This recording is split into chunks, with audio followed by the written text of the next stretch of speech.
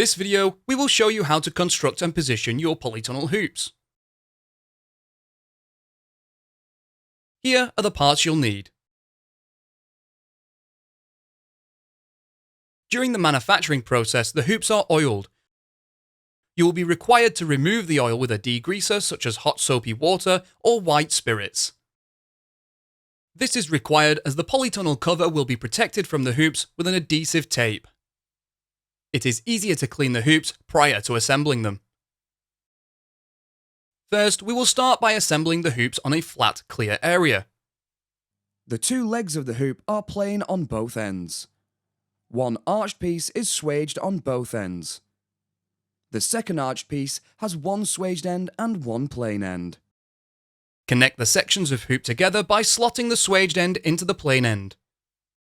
Secure the tubes together using a self-drilling screw with the provided driver socket, 4 cm from the joint. Flip the final hoop over prior to screwing.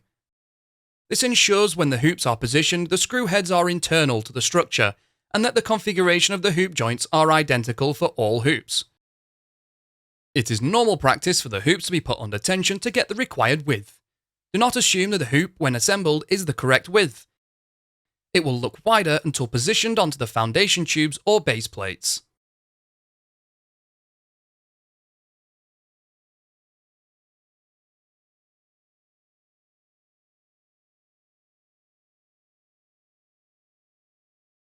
Position an assembled hoop at one end of the structure, ensuring the screw heads are not externally facing. This will prevent damaging the polytunnel cover when fitted. Repeat the process for all hoops. You can find more videos to help you build your polytunnel and construct.firsttunnels.co.uk. We also have a construction helpline if you require any further assistance.